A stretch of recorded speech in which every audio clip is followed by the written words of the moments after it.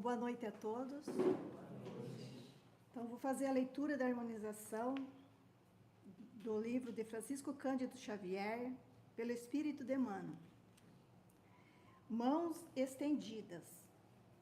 Estende a tua mão, e ele estendeu, e foi-lhe restituída a sua mão sã como a outra. Marcos 3 e 5. Em todas as casas de fé religiosa, há crentes de mão estendida, suplicando socorro. Almas aflitas revelam ansiedade, fraqueza, desesperança, enfermidade do coração. Não seremos todos nós encarnados e desencarnados, que algo rogamos a providência divina, semelhante ao homem que trazia a mão seca?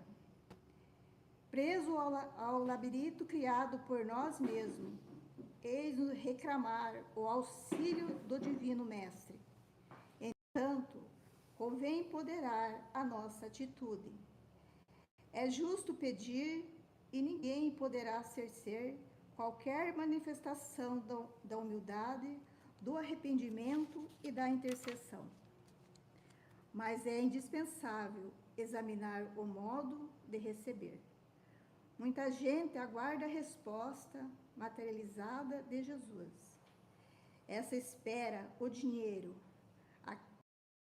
aquele conta com evidência social do improviso, aquele outro exige a imediata transformação da circunstância no caminho terrestre. Observamos, todavia, o socorro do Mestre ao paralítico. Jesus determina que ele estende a mão, mirada, estendida essa, não lhe confere as bolsas de ouro, nem ficha de privilégio. E cura, desenvolve-lhe a oportunidade de serviço. A mão recuperada, daquele instante, permanece tão vazia quanto antes. É que o Cristo restituiu-lhe o ensejo bendito de trabalhar, conquistando sagradas realizações por si mesmo. Recambia-os os líderes retentoras do bem, nas quais lhe cabia edificar-se e engrandecer-se. A lição expressiva para todos os tempos da comunidade cristã. Quando estender de tuas mãos ao Senhor, não espere facilidade, ouro e prerrogativas. Aprende a receber-lhe a assistência, porque o divino amor te restaurará as energias, mas não te proporcionará qualquer fuga às realizações do teu próprio esforço. Que assim seja.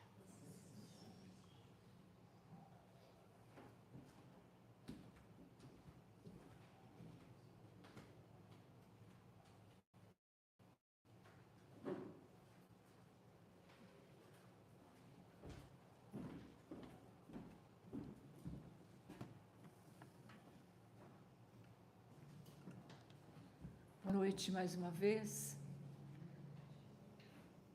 Então, já sintonizados, envolvidos por esse ambiente de harmonia, de paz, pelas vibrações amorosas que recaem sobre nós, nós vamos rogando ao nosso Mestre Jesus a tua presença, que já vai envolvendo, tocando o nosso coração. E assim, Jesus, nós agradecemos por aqui estarmos mais uma vez, nesta casa de amor, onde aqui vamos recebendo as tuas lições do Evangelho. Nós rogamos o teu amparo, Senhor, que envolva todos nós, para que nós possamos absorver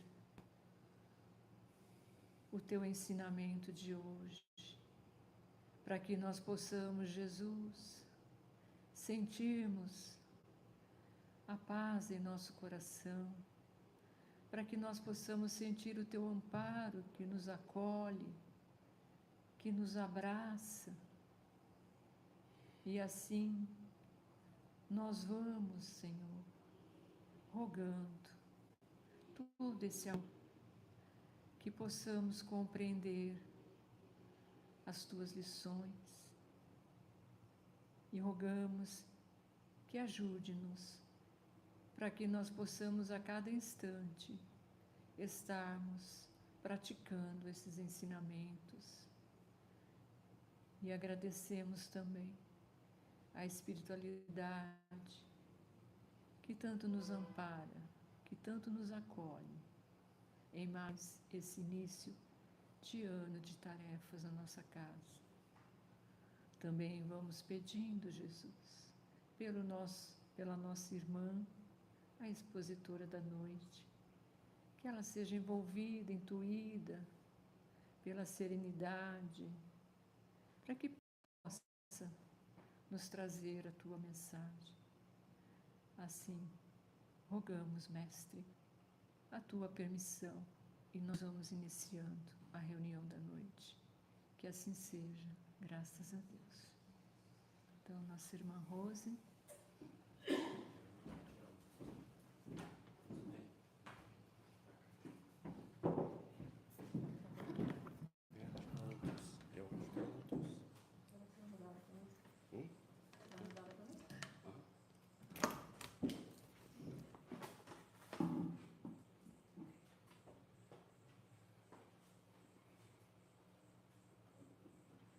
Boa noite, irmãos de hoje, de outrora, esse encontro marcado com Jesus, né?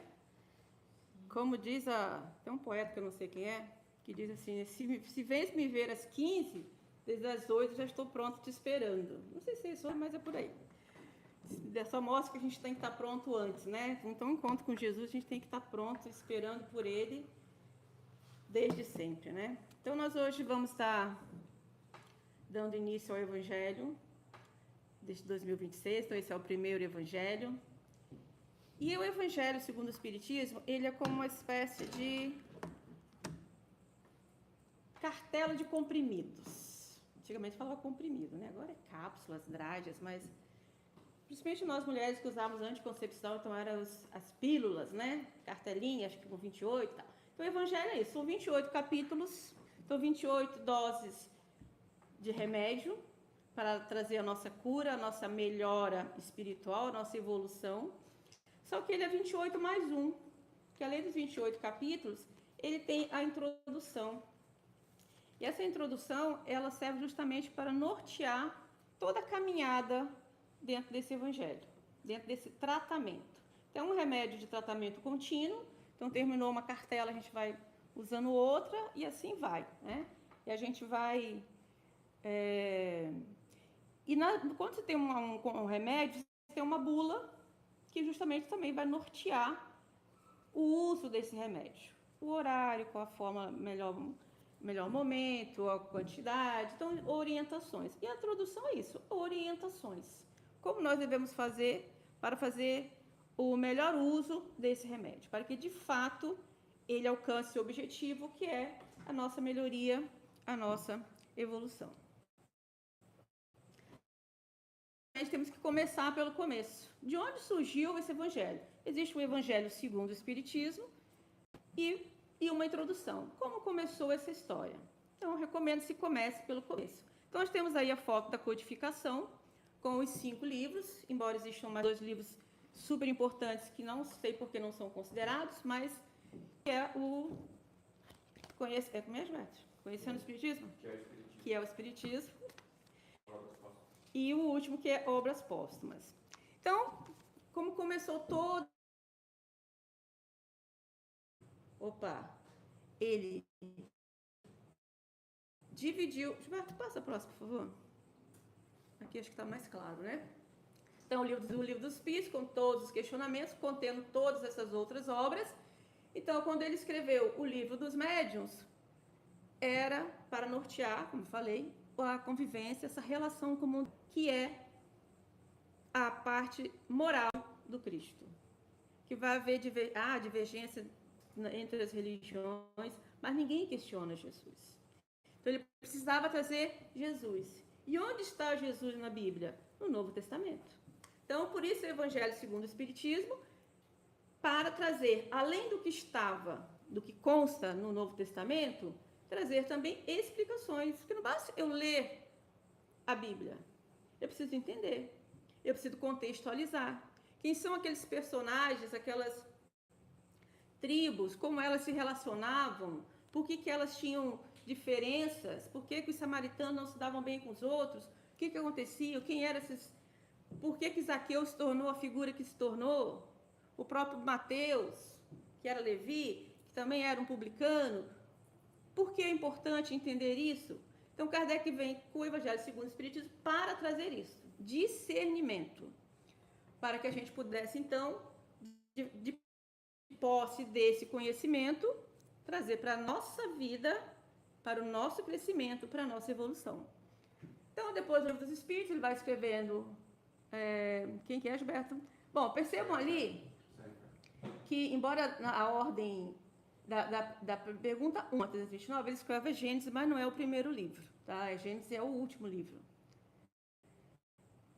Então, quando ele, depois de ter 1019 perguntas, ele pensou, essa joia, eu preciso ampliá-la e separar por módulos e fazer disso, de cada uma dessa parte, um livro para complementar tudo que está aqui, porque é muito rico, é muito conteúdo, eu não posso deixar isso só nesse livro. Eu preciso, porque a missão dele era muito grande, a missão dele era essa, né?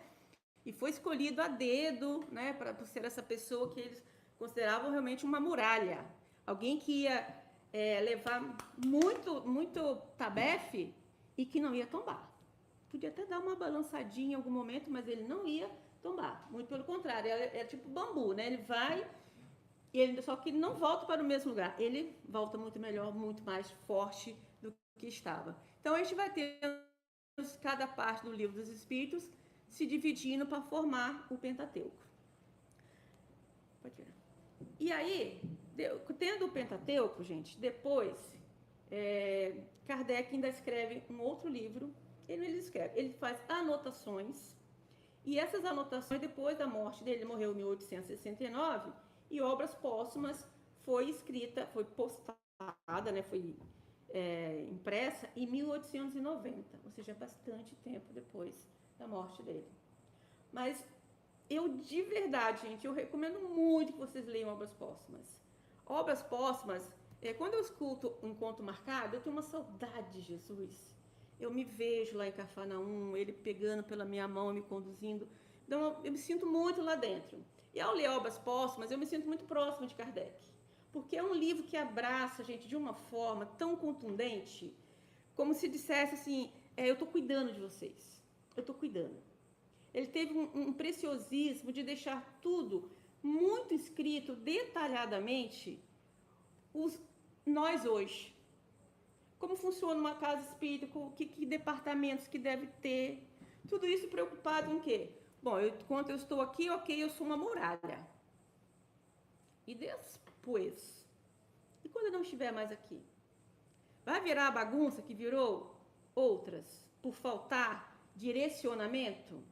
Algo de fato escrito, delineado? Então ele teve esse cuidado. Isso custou a saúde dele. Ele tinha um aneurisma, e os espíritos cobravam dele, que ele trabalhava demais, mas ele tinha isso, esse desejo de deixar isso pronto para a gente, para que hoje a gente pudesse estar aqui com essa tranquilidade, com essa serenidade de estar falando da doutrina, de forma que ela não se perca. Quando se fala da unidade, né, gente, da doutrina, é isso. É reconhecer e honrar Kardec. Do tanto trabalho, tanto cuidado que ele teve para deixar tudo tão esmiuçado para que justamente a gente não se perca, não se ramifique e vá se perdendo Kardec ao longo do caminho. Tem que ser um Kardec lá longe. Não, Kardec tem que ser realmente a figura, é Jesus e Kardec. É Jesus e Kardec. E a gente tem dentro da introdução, para nortear, né, e esclarecer por que ele escreveu, né? Então, qual que é o objetivo? Porque tem que ter qual a razão desse livro, né, do Evangelho segundo o Espiritismo, né? Então, ele é em 5 partes, que são os atos da vida do Cristo, os milagres, as profecias, os dogmas da igreja e o ensino moral, que é a base, né? O ensino moral, porque tudo as pessoas podem questionar em qualquer religião, e sempre vai ter, mas ninguém questiona Jesus. Os ensinamentos de Jesus são inquestionáveis. A foco exclusivo é justamente isso, né? Ser inatacável, né? Porque Jesus é Jesus. Simples assim, né? E a regra de conduta, o livro é apresentado como um roteiro para a felicidade e uma regra de proceder para a vida pública e privada. Por que esse cuidado que ele tem, né? Que é o que o Evangelho tem que produzir em nós. É muito fácil nós, dentro das nossas casas, dentro de nossas igrejas, ter uma conduta ali libada, né, todo um pensamento, um relacionamento com as pessoas, meu irmão, e sair lá fora se perdeu. Só que a pessoa que nós somos dentro da nossa estrutura religiosa, a gente tem que ser lá fora. Se não for lá fora, tá errado. Porque é lá, porque enquanto a gente está aqui, nós estamos com nossos pais. As pessoas que estão aqui, ninguém está aqui obrigado. Veio porque quis, porque gosta, porque se sente bem. Então é muito fácil. É todo mundo meu irmão. Mas e lá fora, onde existem pessoas que pensam diferente de mim, pessoas que vão atacar, pessoas que vão ofender, pessoas que eu vou me incomodar com ela, ela nem tá aí para mim, mas eu estou me incomodando com ela. É lá fora, é na vida privada que nós temos que provar o nosso conhecimento e praticar aquilo que nós estamos tendo como regra de conduta que o Evangelho nos traz, né? Seguindo o Rio Nilo. Estabelece que a autoridade do Espiritismo não repousa em um único homem, mas no controle universal do ensino dos Espíritos. Então, assim, não veio uma pessoa, não veio Maomé, por exemplo, que disse que encontrou com Jesus, Jesus falou com ele, orientou ele e tal, ok? Não que não tenha acontecido isso, tá? Mas o que Maomé fez depois é que complicou a jornada dele, né? Ele tinha um propósito de realmente ser orientado por Jesus, mas o que aconteceu com Maomé? Enquanto estava vivo, conseguiu unificar a religião do Islã, ficou tudo maravilhoso enquanto ele estava vivo. Depois que ele morreu, e aí? Quem sucede? Quem vai dar sequência? Uns achavam que tinha que ser da linhagem biológica, né? O seu sucessor deve ser alguém da sua própria família. Outros achavam que devia ser alguém que tivesse um alto nível de conhecimento, né? Alguma figura de mais renome. E daí disso aí deu o quê? Os xiitas e os sunitas, que até hoje vivem brigando no Oriente Médio. Por conta de quê? De não ter um delineamento. Muito possivelmente Kardec, pensando nessa história de Maomé, é que ele falou, não, vou fazer diferente, vai ser diferente, né? Nós já estávamos mais preparados, Maomé foi 600 anos depois de Jesus, então, passado mais de 1000 anos depois, a gente já tinha condição de entender um pouco melhor, né? Então, a autoridade vem de ter sido muitos espíritos, não foi um, não veio uma figura, foram vários, falando para várias pessoas a mesma coisa, para que houvesse uma unidade de pensamento, unidade de sentimento. E daí vem o consenso, né? Uma teoria só é aceita como verdade doutrinária se for ensinada por diversos espíritos em diferentes lugares, por meio de múltiplos médiuns independentes. Então, se tem uma fala e ela é desconecta das outras, opa, exclui essa aqui. Essa não cabe aqui. Só vai caber aqui, nesse compilado, aquelas que estão em conformidade uma com as outras. Um falou em um lugar, outro falou em outro país, juntou tudo, ok. Então, existe um consenso, existe aí um senso, né? E, então, esses foram o que foi validado. E aí tem as notícias históricas, Kardec fornece o contexto histórico da época de Jesus, explicando termos e grupos citados no Evangelho, como os fariseus, saduceus, essênios e publicanos. Essas notas são essenciais para entender o verdadeiro sentido das palavras de Jesus, que muitas vezes eram adaptadas aos costumes da Judéia. Então, Jesus, obviamente, usava recursos os costumes. Então, quando a gente vê, por exemplo, no relato da conversa de Jesus com a samaritana, no poço da Samaria, se a gente entende o que era ser um samaritano, o que era viver na Samaria, a gente tem uma profundidade maior do que esse ensinamento traz. Quando a gente não entende isso é raso. Mas quando a gente entende a dificuldade que existia de relacionamento entre os samaritanos e os outros povos, outras tribos, a gente percebe a grandeza e o quanto essa conversa de Jesus com essa mulher no poço foi impactante. A própria história do samaritano também, ao recolher o rapaz que estava doente. Se a gente entende quem é o samaritano, a gente entende a profundidade dessa parábola, né? Quanto ela fica fortalecida e faz mais sentido para nós quando nós entendemos como era o costume, o que significava isso para a época. Então, a gente tem aí também Sócrates e Platão como precursores, e a gente precisa entender que Jesus não simplesmente veio do nada, falando de amor, falando de um outro reino. Não, antes dele e antes de Sócrates e de Platão, também já tinham vindo outros falando da mesma coisa, usando outras figuras, porque eram outras épocas, né? Sócrates aí há cerca de 500 anos antes de Jesus, mas quando a gente fala assim, fulano tem uma paixão platônica. O que é uma paixão platônica? É uma paixão que só existe na cabeça dele, é uma coisa idealizada. Aquilo que é idealizado é muito bonito. Então, Platão diz isso, existe um mundo ideal, que é o mundo das ideias, onde as ideias são criadas, e nós aqui, nesse mundo corpóreo, somos só uma cópia, e uma cópia mal feita. Esse era o entendimento de Platão. Do que Platão estava falando, gente? Falando de mundo espiritual, de reencarnação, de quanto lá tudo é perfeito, nós estamos, quando a gente vai reencarnando, a gente vai perdendo as nossas memórias, né? Elas vão sendo dado um break nelas, e a gente não se lembra de tudo que viveu lá. Mas lá é um mundo perfeito, é o mundo das ideias, segundo Platão, onde tudo é perfeito, tudo é maravilhoso.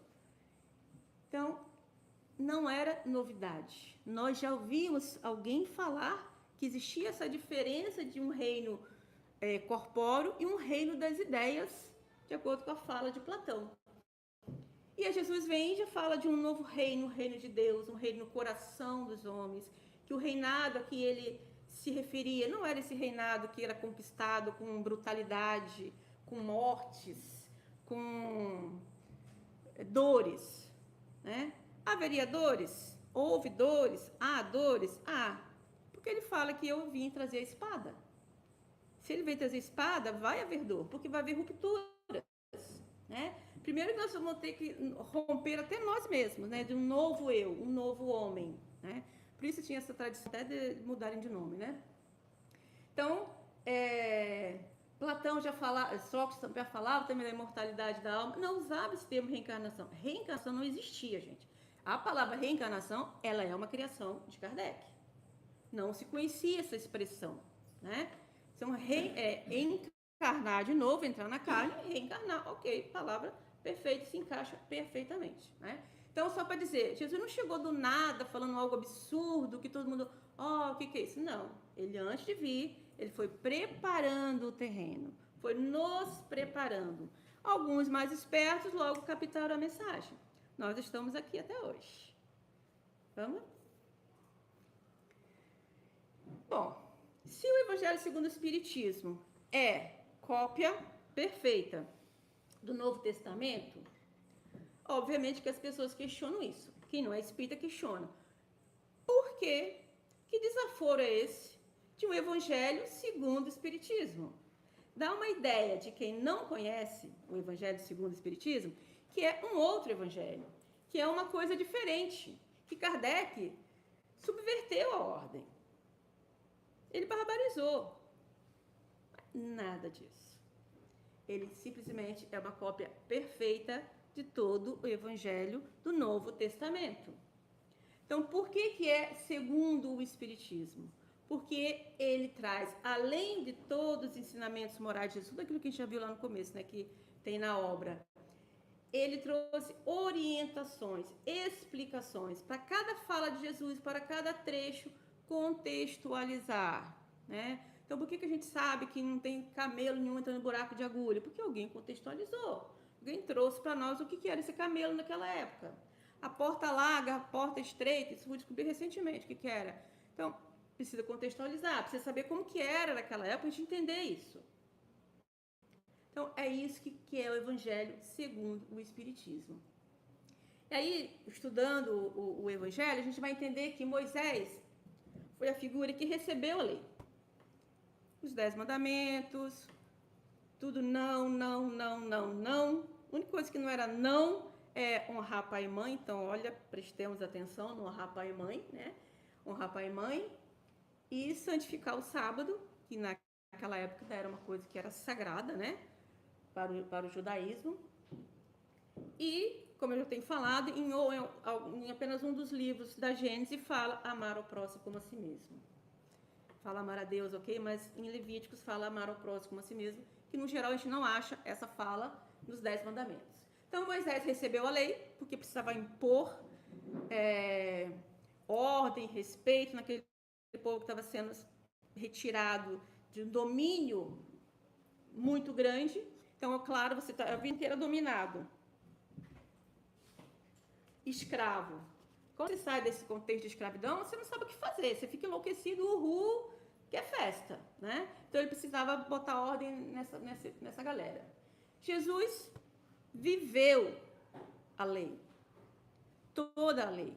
Aí, para facilitar a vida, ele ainda pegou e juntou tudo nisso, todas as 10, que a gente até hoje não sabe quais são todas as 10, e resumiu em amar a Deus sobre todas as coisas e ao próximo como a ti mesmo. Porque se eu amo meu próximo, se eu me amo, eu não roubo, eu não mato, eu não desejo a mulher do outro, eu não desejo a casa do outro, eu não desejo o tênis do outro, eu não desejo nada do outro. O que eu desejo para o outro é felicidade e sucesso. Que eu também consiga felicidade e sucesso. Né? E aí Kardec fez o quê? Explicou a lei. Explicou. Por quê? Por que eu tenho que amar a Deus? Por que eu preciso amar ao próximo? Por que isso quer dizer que eu não vou roubar, não vou matar, não vou escravizar? Kardec traz, então, essa explicação. Isso é o Evangelho segundo o Espiritismo. Lá em cima eu coloquei Razão como Obras Póstumas 307. Obviamente, a folha do meu livro, outras não serão. Quando Kardec fala para os espíritos, então, pede uma orientação, que ele está escrevendo o Evangelho. Que, primeiramente, ele dá o nome de imitação do Evangelho. Óbvio que ele foi podado dessa ideia maluca, né, de chamar de imitação do Evangelho, seria demais, né? Ele pergunta para os espíritos assim: que pensais da nova obra em que atualmente trabalho? Era o Evangelho. O espírito responde: esse livro de doutrina, tu atacas as questões capitais e no mundo religioso encontrará nele as máximas que lhe serão necessárias, mas a vida prática das nações obterá excelentes instruções. E diz: fizestes bem em tratar das questões de alta moral prática sob o ponto de vista do interesse geral, dos interesses sociais e dos religiosos. A dúvida precisa ser destruída. E a dúvida só é destruída através das instruções, da compreensão, da contextualização. Então, a dúvida precisa ser destruída, e aí, a partir daí, a Terra e sua população civilizada estão preparadas. Há longo tempo, os teus amigos do espaço a têm roteado. Roteado quer dizer preparado a terra. Então, questão aqui é um título de agronomia, tá? De agricultura. Mas estão preparando a terra, vulcano, né? Lançai, pois, a semente que te confiamos, porque é tempo de fazer a terra gravitar na ordem radiante das esferas para sair da penumbra e do nevoeiro que obscurece as inteligências. Então, vou escrever sobre isso. E foi, então, falar com os espíritos, orientação, e eles terminam dizendo assim: acaba a tua obra, conta com a proteção do teu guia de todos nós, no caso, Espírito de Verdade, né? E com um concurso devotado dos mais fiéis espíritos, em cujo número podes contar-me. Então, esse espírito, que eu não sei quem é, fala, então, e considere também, né, ao estar escrevendo esse livro. E aí, eu assisti uma palestra do Divaldo, que ele diz assim, ele terminou dizendo: o Espiritismo é Jesus de volta. E é muito óbvio isso, né, gente? Quando nós temos uma doutrina que fala de amor, que fala basicamente de Jesus, por isso usa o Evangelho, o Novo Testamento, né, onde nós temos a presença de Jesus, falando de um Deus amoroso, de um Deus que acolhe, de um Deus que perdoa, não nos libera dos nossos débitos, né? Mas ele nos perdoa, né? Vá e não peques mais. Mas nos conforta, nos orienta. Então, é Jesus de volta. E aí, aqui no livro, no Obras Póstumas, ele também vai falar sobre isso.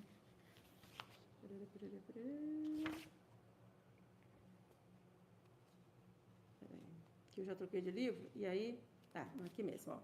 Aproxima-se a hora em que deverás abertamente declarar que é o Espiritismo, o que é o Espiritismo, e mostrar a todos onde está a verdadeira doutrina ensinada pelo Cristo. Aproxima-se a hora em que a face do céu e da terra deverás proclamar o Espiritismo como única tradição verdadeiramente cristã, única instituição realmente divina e humana. Por que divina e humana, né, gente? Porque vem de Deus, trazida pelos Espíritos, são o quê? Humanos. E não foi um só, como disse Kardec, né? São vários. Tá? Obviamente que aqui não está falando contra nenhuma outra religião, gente, por favor. É porque nós espíritas, por nós usarmos unicamente o Novo Testamento, nós sempre vamos falar de Jesus. Sempre. Jesus é realmente nosso guia e modelo. Nós não nos preocupamos com outros grandes nomes da Bíblia. Para nós é Jesus. Jesus veio fazer uma divisão antes e depois de Cristo. Então, antes, a gente não dá conta nem do durante, quanto mais do antes, né? Então, a gente focar no que Jesus trouxe para nós. Então, eu quis ler esse trecho para justificar essa fala de Divaldo Franco, dizendo que o Espiritismo é Jesus de volta para perto de nós, para junto de nós. E aí o Evangelho, como Kardec é o bom senso em pessoa, ele dividiu ele nessas 5 partes, a primeira de 1 ao capítulo 4 é a base para a doutrina, do 5 ao 10 as bem-aventuranças, trazendo para nós a redenção individual, né? Bem-aventurado aquele, e aquele que vai receber, de acordo com a sua bem-aventurança. Então, a redenção é individual. E do 11 ao 17, ele fala do processo, né? Sobre como fazer. E do 18 ao 26, a redenção coletiva. Aí é para todos nós. Para todos nós. Aqui a evolução ela tem que ser coletiva, mas obviamente tem que partir do individual. Eu evoluo, você evolui, nós evoluímos. Então, tem toda uma orientação de como fazer isso, né? Essa redenção coletiva. E do 27 ao 28 é a reunião de Deus, do homem com Deus. Então, são as orações, o pedir, obtereis, todas as orações que nós temos lá, para quando a pessoa que tem dificuldade de fazer uma prece, não sei como fazer, não me perco, tá, aparece para cada situação prontinha para a coletânea de prece para a gente usar. Depois, quando a gente já tem as manhas de fazer isso espontaneamente, ok, mas ajuda muito a coletânea de preces quando a gente tem essa dificuldade de estar lendo, de estar falando espontaneamente. Então, o Evangelho, ele é um manual de conduta, ele nos traz a base da doutrina, seja a verdade da doutrina do Cristo, para mostrar o caminho para a redenção individual e, por consequência, redenção nos conduzirá à vida que buscamos, como espíritos puros, né? Somos criados puros, e essa pureza nós voltaremos, né? A angelitude é o nosso final, né? Nós nascemos para sermos anjos. Então, nós passamos por um processo que a gente vai se perdendo, até que a gente comece a se achar, até que a gente, então, consigamos concluir o nosso processo, que é o processo da angelitude, né? Então, a gente pode concluir que o que o Evangelho nos oferece é Jesus. Jesus de volta. Nos permite que nós busquemos esse Jesus, estejamos junto com esse Jesus. Como que eu faço para estar junto com Jesus? O Evangelho é esse manual de conduta. Jesus nunca se afastou de nós, né? Somos nós que temos que estar voltando para Ele. Vai. Então, se o Evangelho ele traz lá o caminho, mostra o caminho, é a verdade, a vida, né? Isso é o próprio Jesus. Ele disse, né? Ele se colocou como sendo Eu sou o caminho, a verdade e a vida. Então ele nos chama, venham comigo. Que nós aceitemos esse convite de Jesus, que sigamos com ele, que permaneçamos com ele, e quando nos marcar o encontro, que a gente, se for às 15, que às 13 nós já estejamos prontos, esperando Jesus. Porque ele vai sempre estar lá. Nós aqui nos perdemos, desviamos, né? Ai, hoje não dá, estou muito jovem, estou muito ocupado, né? Mas ano novo é ano de promessas, né? Cada ano novo é oportunidade de promessas. Então, que possamos de fato nos reencontrarmos com Jesus e nos mantermos ao lado dele como ele tem se mantido ao nosso lado. Permaneçamos e sigamos com Jesus. Boa noite a todos.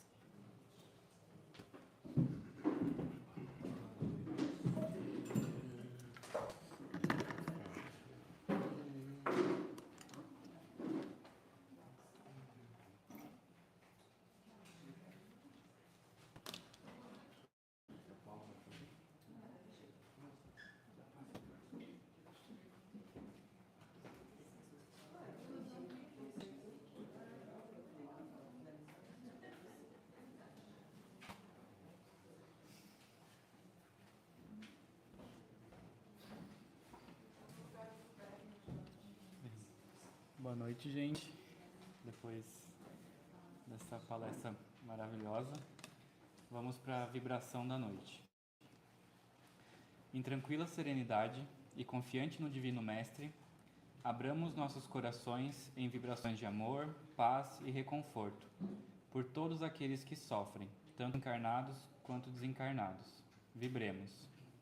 Pela paz do mundo, pelos enfermos, encarnados e moribundos, pelos sofredores desencarnados na crosta, no umbral e nas trevas, pelos desesperados e suicidas, pelas crianças, jovens e idosos que sofrem, pelos nossos parentes, amigos e aqueles a quem porventura tenhamos ofendido, aos nomes das pessoas anotados no início da reunião, pelos trabalhadores do bem, por nossos lares, por nós mesmos, pela confraternização religiosa, pela expansão do Evangelho como norma de conduta para toda a humanidade, por esta casa que nos acolhe e seus benfeitores espirituais. Que assim seja.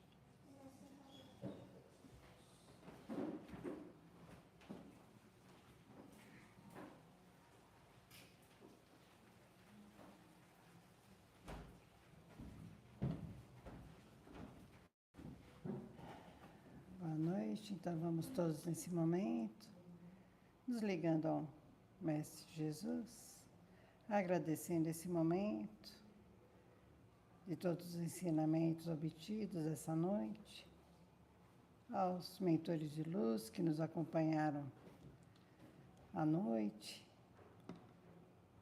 aos nossos anjos guardiões, que possamos levar esses ensinamentos ao nosso dia a dia, praticando a cada momento de nossa vida. Que Jesus nos ampare ao retorno dos nossos lares, aquecendo os nossos corações, nos encaminhando, nos apoiando, ainda mais após o passe, recebendo essa luz maravilhosa em nossos corações. O nosso muito obrigado, essa casa querida que nos acolhe, nos ampara e nos sustenta. Que assim seja, graças a Deus.